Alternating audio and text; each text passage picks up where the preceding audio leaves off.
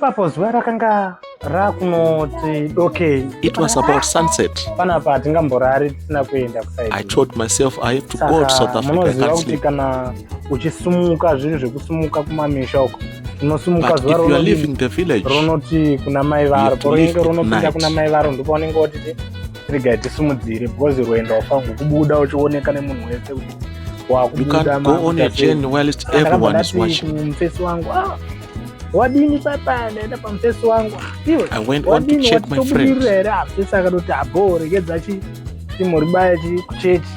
He said he was ready. Gadzirira kuenda kuchechi takangoudzawo hwani wavo. We waited for people to go to the church.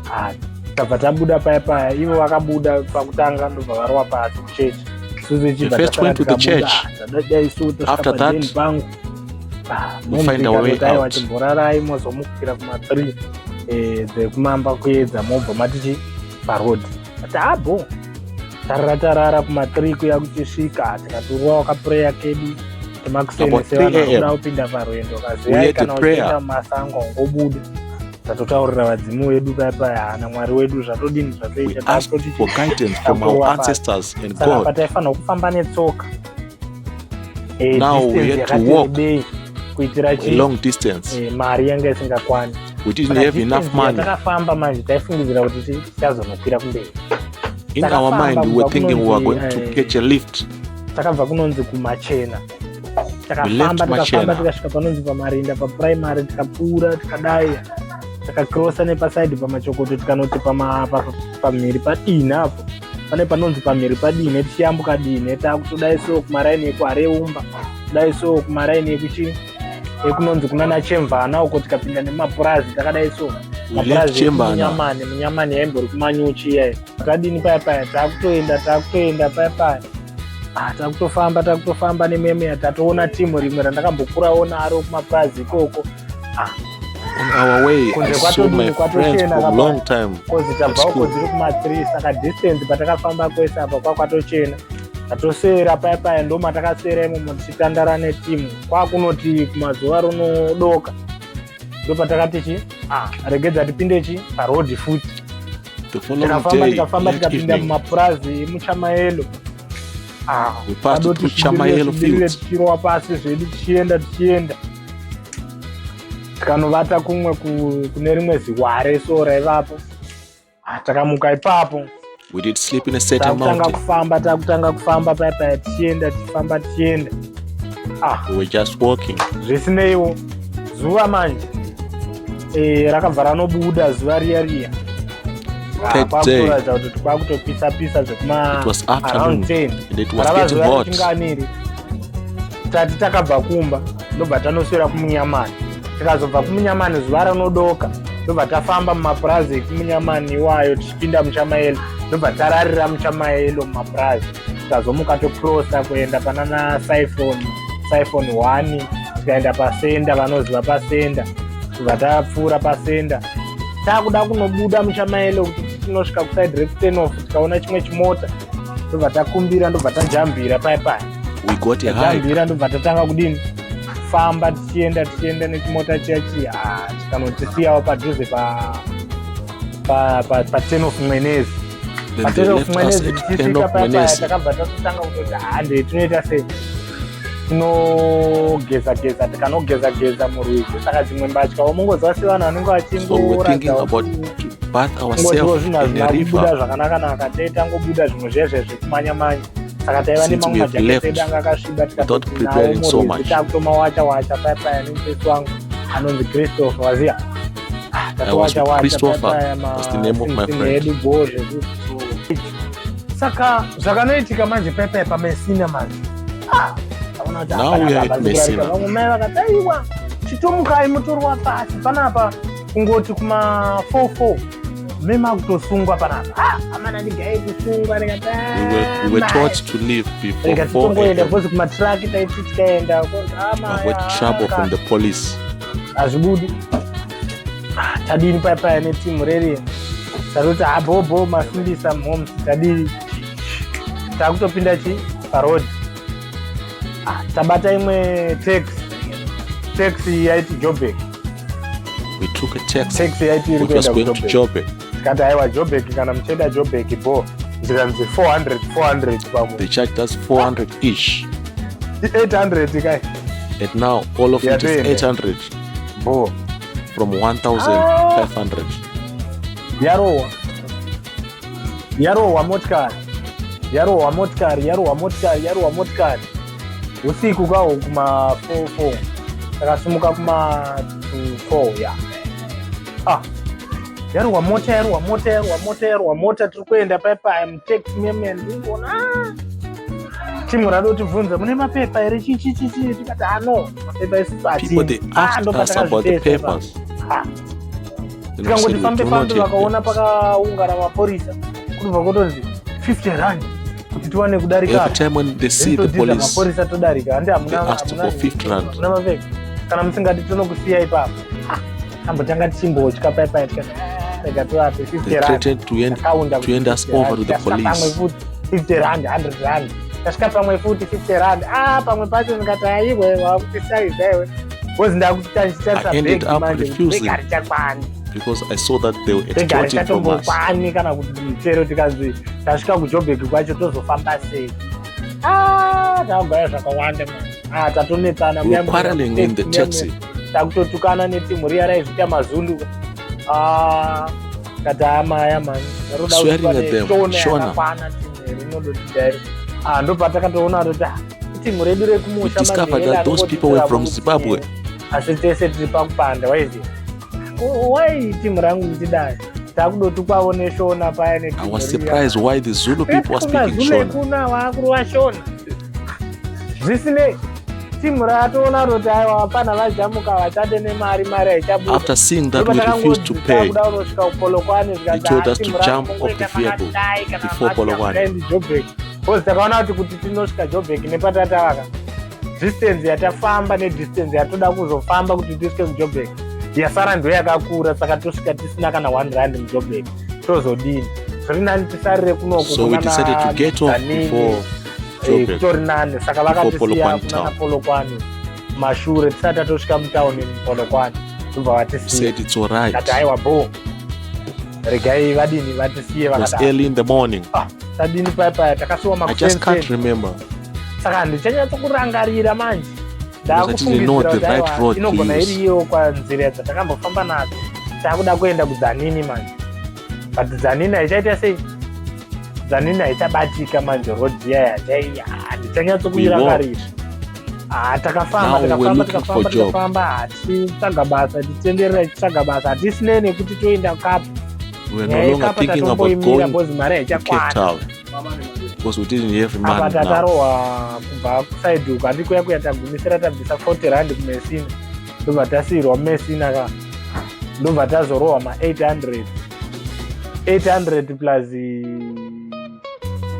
150 handi maibata mari yedu yarohwa apa kumba isusu tatabva ne1.6 pa 1.6 ndobva tashandisa imwe kunana bedbread. Tichine maloose baskets atakatenga kuya plus 40 rand yatakashandisa, saka tatambosara ne550 kureva tiri patakabvisa tatasara ne1550 ya ndo mari yatatasara nayo. Ndobva tazorohwa futi 800 pa 800 tichibva tazorohwa futi tichibva tazorohwa 150 ndopa takaguma kuti aiwa masport aya aita because tatakuona kuti now we're having less than 600 rand. And mokozwa right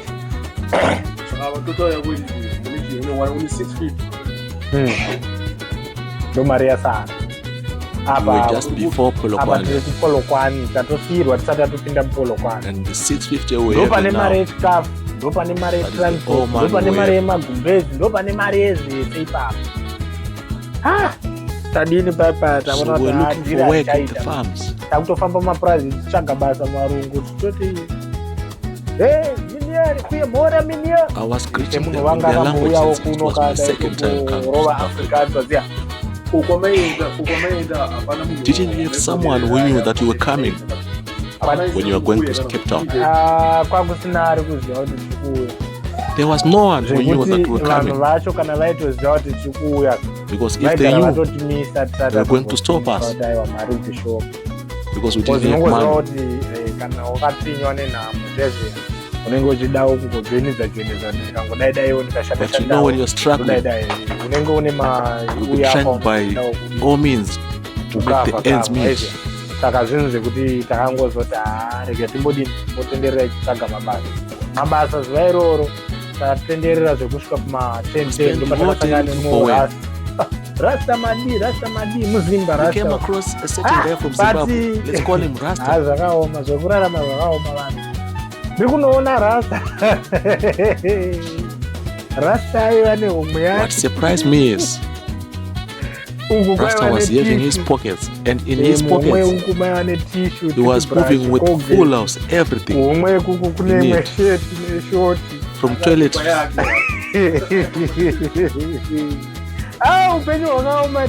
Clothes, everything in his pocket.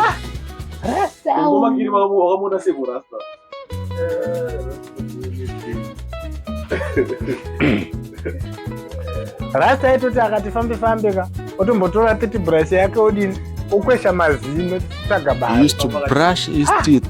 Ndikaona kuti man Rasta pane zvikuitika netauro ravo rimwe richimbopfuta muromo.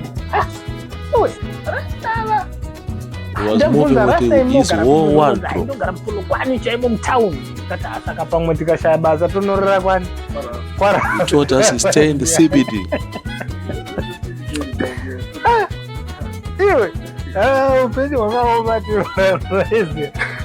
Life is complicated.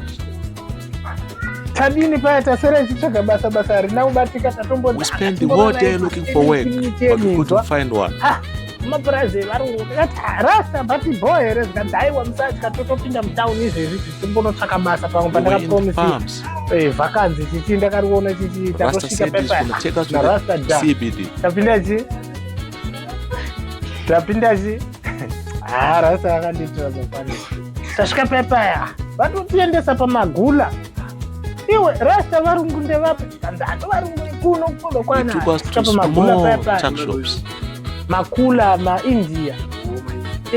Tasvika pama-Indians aya takutodini vari kutorespectwa senge varungu sekuti apa vanotoita zvimwe zvinenge zvimasaluni zvimachine kutengesa zvimafoni. Handinzwisisi kuti chero ndikatototsvaka basa techishandarei ipapo uchizowana mari what type of work will I get there and how much will they pay me. Ukaona apa hapana chikubuda Rasta apa ka tatoudza kuti hamuzive nemando. Rasta vatoti mufeso wenyu aifungei panguva iyoyi? Aifungei mufeso wedu uyu ari pamashudzi akataurira atangariko. Alright, anokwanisa kutsanangura paitika zvaifungei iyoyi kuti hauna funga kudzokera.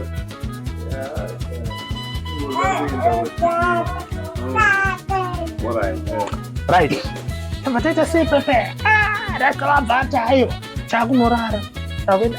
Rasta said we have to go to sleep. Zvakadai so zvekuma ndingoti around 7 Rasta takudonorara zuva risina It was around 7 p.m. Toteya vamwe vanhu vachiri kutobva kumabasa vamwe but the sun was still up. Mabasa kwacho takutonzi takutonorara ndikati saka regai tinoona kwaRasta. Takusvika pa-roundabout. I thought we were going to see his house. But instead he took us to a roundabout. Resoka reri. Tasvika pepa mota dzotenderera dzichidai. It was a traffic circle. Vakutoisa cardbox vakutonzi and he was putting some cardboard boxes. And he said let's sleep here. I agreed with him. I didn't want him to know.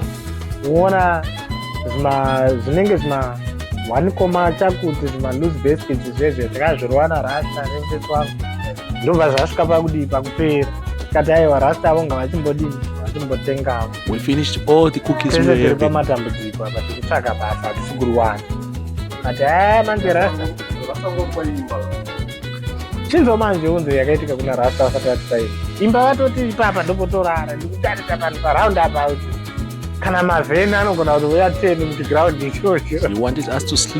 in an open space. Sero kudorohwa nemota wakarara ipapo. Rasta ndakaona kuti even the cars could hit us. Saka ndakazoti iwe Rasta but boy here.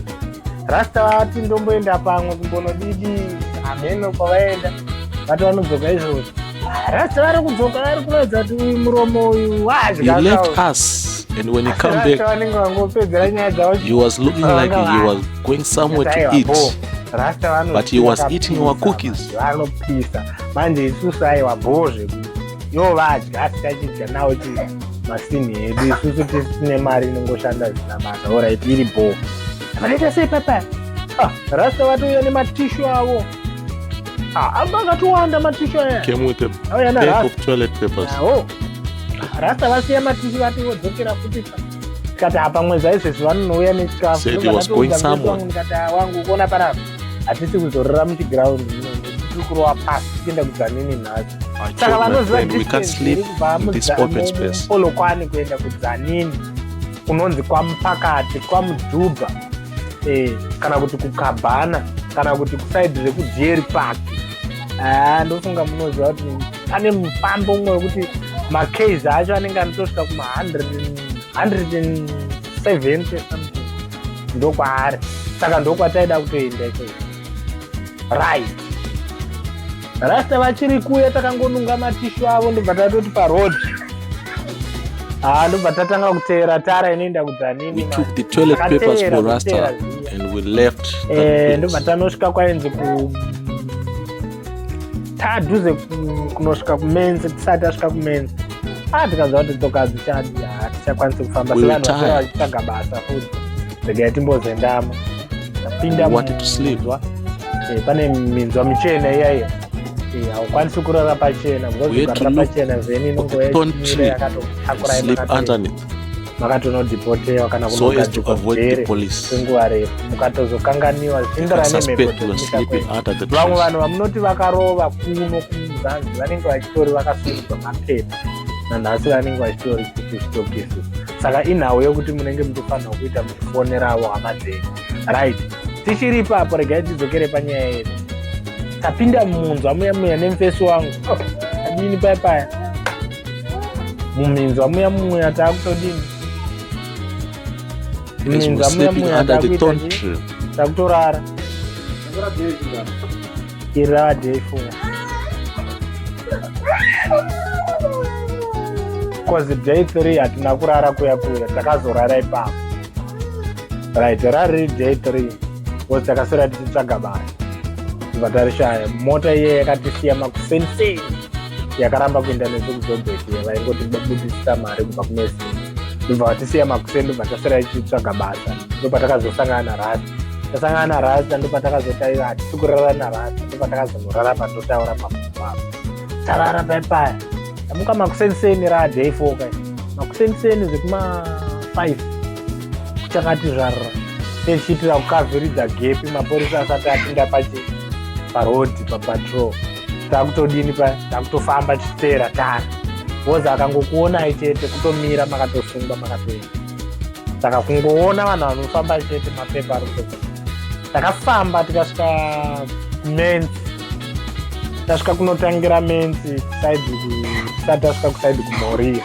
kune kwainotangira menzi uchienda nayo menzi kusvika wakanosvika kumoria saka tatisati tasvika kumoria tasvikawo pamwe taitoitira zvokuvakwa tatodipa paya tatotena saka uko kunzvimbo ikoko kunogara machangani nemasutu but anonzi malovela anogara ikoko ndokwana king munadha ikoko kwandiri kutaura nezvangu ndo vanoziva na king munadha vana spencerman vainogara I think nana makadzi ndo imwe language yavanoshandisa but vana makadzi vanonyanya kuwandira kudzanini asi muvhenda.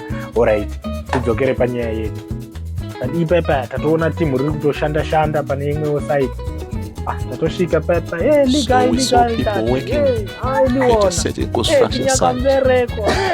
mbereka uwo basa aripo tandotabasachi hapana tafamba paya taendawo pamwe tasvikawo rimwe timu raito vakaoimba tatosvika paipa we go to another place. niyakai takutoataurira kwatiri kuenda asked us where we were going. paipai tatonza muri kudei tiri kuda basa tanza mirirai mufesi wangu anouya manje manje uye achingosvika chete muri kutopinda basa. They told us to wait for their friend ini manje ndine dhauti mumwoyo as he had connection. mufesi wangu atonditi maya ngatimbomira basa rotobuda apa rogona kutobuda maonerano He told us to wait. kutarisa nguva ndoona dzava kumatete ndikati handei baba apa hapana chinobuda vanonyepa takufamba. Let me ask you something. How old were you when this was happening? Let me think. handichanyatsikurangarira but I can't remember. This was 2018. And when were you born? 1997. Right. I was born 1997. Kadini paipai. Tukuenda. Do the math. Tukuenda paipai. Tasvika pamwe. Tatosvika paipai timu. Hari kutoshanda tatotsaga-tsaga zvikanzi aiwa hapana. Nzara manje yavapo. Now we were hungry. Ngatingotengawo zvimafuruti baba. Tikutotenga I told my zvimafuruti friend to buy some fruits. atonzi nemumwe musutu tora mabanana havachanzwanani manje pakutaura masutu hafariri chirungu kunofarirwa kutaurwa chisutu ichocho. Tadini paipai ndatiuta uri kunditora mamwe mabanana atitora mabanana paipai nakidzo zvavo vakutofara paipai. And one man was selling and he offered us some fruits. Kunoti kumahwanyi manje saka mukomana nguva yese aibvunza It was around 1 p.m. iwe kwatiri kuendawo kumakeizi zvakambomira sei makeizi akamboreba My sei friend used to ask saka me inini for manje kilometers andikuuza kuti rodhi dzekunoku wanted dzinenge to know the dzakanyorwa distance ara 300 to where we were going, chichichi but saka I ndakabva couldn't tell him the ndakuti truth pese akaziva makeizi manje roitaura rikuti because he would think about going back. pamakeizi paipai ndakabva ndamuti hamai ukuona kunoku irodhi manje I lied to him. apa makeizi haana kumboramba achibvunza akanyara zvasingaita kuudza munhu kuti ndo makeizi zvasingabudi. I told him those you are seeing on road signs are not kilometers. It's not distance. Rather, those are the names of the roads. Yareba manje yatafamba manje. Mukomana rona tama. Kwakuenda kwakure ndakufamba manje ndakumberi ndichingoenda iye achitevera tienda kana undibata. Now I was walking leading in front and he was following. Unoza kufamba kwevanhu vaneta. Saka rimwe timu manje raitoriwawo dhinha riri pasaidi. Ndorakati Some people saw us. Marati halo. Kana muchidarikira henyu uyo They stopped us and they said, my friend should not proceed because he was looking tired. Inini manje semunhu asingadi kujairika ndakutoona kuti timu I didn't want to associate with them because I was thinking they were delaying us. Ndakutoramba ndichitoenda ndakutoona mukomana atova kutimu riya ndo pandakadzoka. Then I discovered that my friend was already there by those people because he was too much tired. They asked us where we coming from.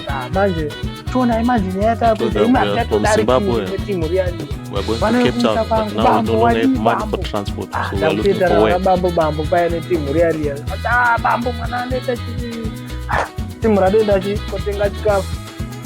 They bought some food for us. Now we're helping them to do some of the work they were doing. Making bricks, casting bricks from concrete or quarry dust.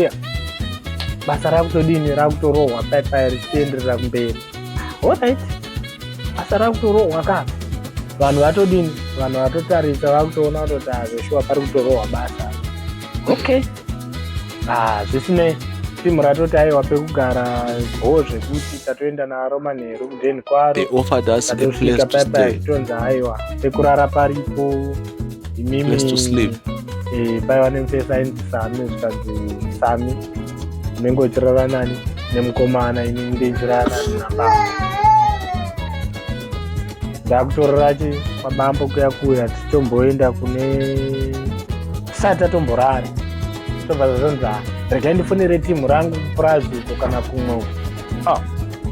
Tatofonera mufesa ainzi fesu yainzani. This man called his friends from other farms in other places.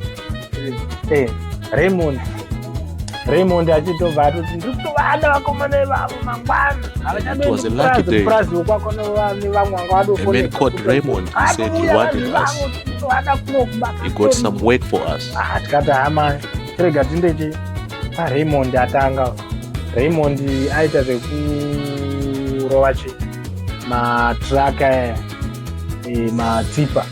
Saka matipa maenda kurwizi monoloda chisendi kana riri sendi kana ari matombo kuloda nekuoffloada. The work was there, but was for loading and offloading sand. Basa ratata kuita paya.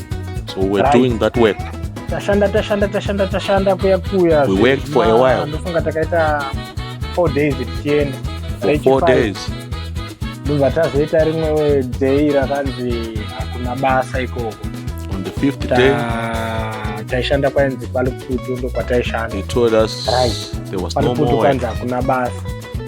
Ndobva tati saka toita sei isusu kugara zviri. Ndobva takati regedza titese tiende kumwe kwainzi kuri kuenda kupurazi. So we wanted to go to another farm. Kumwe kupurazi kwainzi kune basa. Tatopinda mota nemufesi wangu makuseni tatoa neimwe friend yedu yemusutu ka kutofara aiwa taifarirwa nevanhu baba zvekutodaro aziya airova majaivi raitamba timu iroro totitaurira kuti hakuna kunofarwa chichichichi waziya life yaitoita kunge yakutoda kutoflow tadini tatodini taenda kuyakuya unonzira kusvika tinosvika paya pacho pataenda kunonzi kunoitwa zvematanda saka tinofanira kudhonza matanda achibva pasi kuya kuti iri rakagura saka taifanira kumabvisa ikoko achipira kudenga. Tikutosvika paya tikutoona Rasta ndo anodochengeta matanda iwayo vatakarovera matisho. To my surprise, I found Rasta was there. He was the one who was in charge.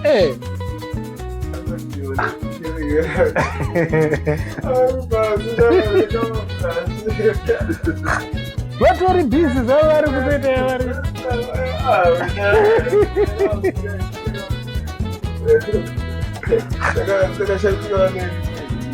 Aitori nerimwe tisho aitokura zvawo madziwa paita makusense.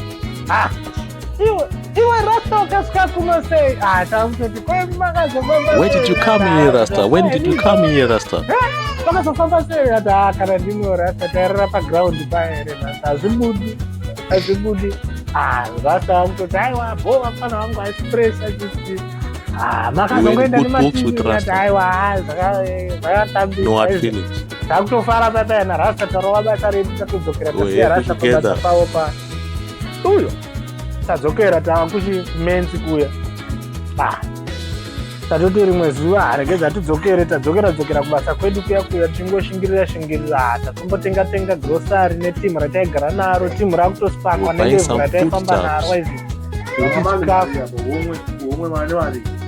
kuhomwe tatane 700 ndo mari yatakagara kozi iyi yataiva nayo takasvika kuti tishandisa netimu taikasara parekubva kwatakabva takatanga kuishandisa netimu. Unoziva ukangosvikawo panzvimbo hapana paunongosvikawo nekutongodi unosvikawo utongoshandisa mari yako wakutodinidiniwo netimu uchinzwa kuti chii chiri kudiwa ichichichi waziya ndodhiri raiva ipapo right.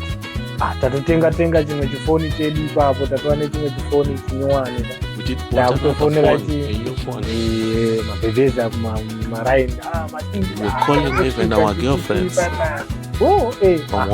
timu rakutofara kumaraini kuti timu rakasvika musanzo waziya but isusu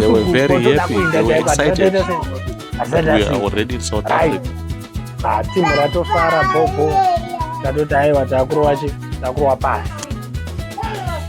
Timu takati takuenda decided to go because our goal was to go to Capetown. Takaeneka timu rese, tikafonera timu rese rataiziva rese, tikati timu takurwa pasi. Mari yedu yanga yava mu1.1 tikataiwa takurwa pasi.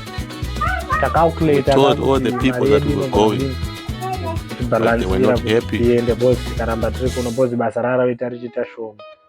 Chimboti pamwe tori wana pamwe hatiri wana. Saka takaona kuti zvinogona kuzotikosta manje. We decided to go since there was no much work for us. Side kunana Moria. Right. Vanoziva pa Moria panoitirwa ZTCC. Ndokuside kwataishanda kunonzi kune dhamu rinonzi ndinyatsourangarira kandi ndokwataishanda kwaLiputo. Right. Kumenzi. Ainzi chiko dhamu iri. Handikukangana zita redhamu iri. But vanoziva pagomo reMoria chaipo vanoziva kutaura ipapo. Right. Tataurira timu kuti toenda mangwana, timu richibva rati alright.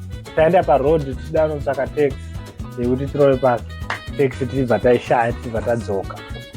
Tichibva taswera, tichibva tarara, tichizomuka toenda kuseri. But we couldn't find it. And we had to go the following day. Takutoti takuenda paipai.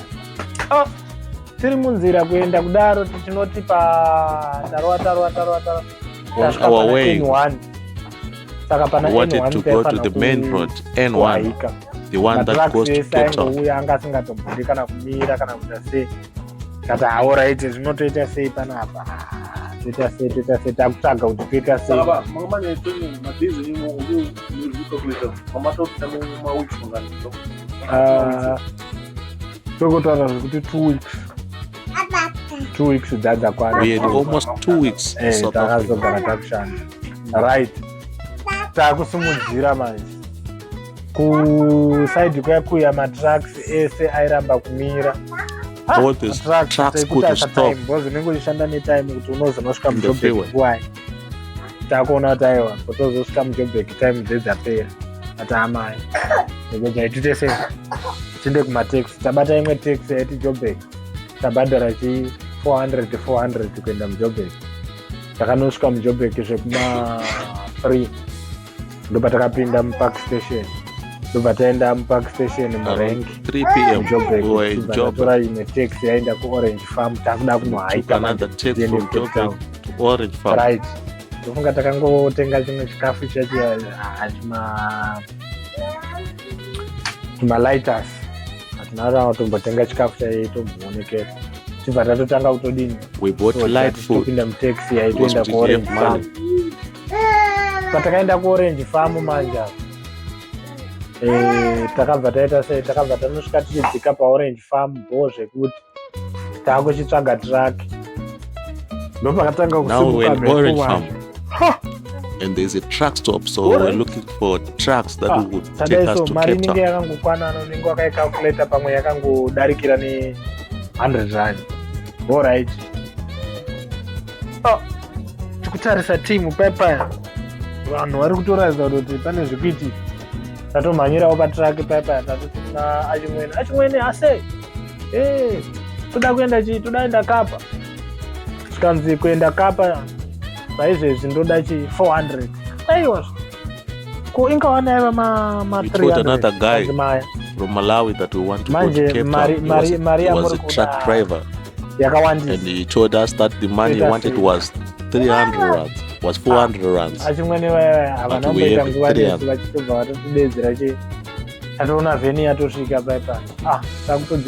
Then he went on to call police for us. Itimu rimwe rinenge richimboita richionera zvichiitika kunana Jos. Vatonzi ID payment passport. They were asking for IDs, payments and passports. Chimwe chidhara chandaiva nacho chandaitoti mukoma muri kuita sei chadoti chobva kuMalawi. Now people were lying about their nationalities. Zvakangondisira fani. Ndakabva ndaseka manje. Zikanzi nemapurisa. The police asked me why I was laughing. But I couldn't tell them that these people they are lying about their nationality. They wanted money.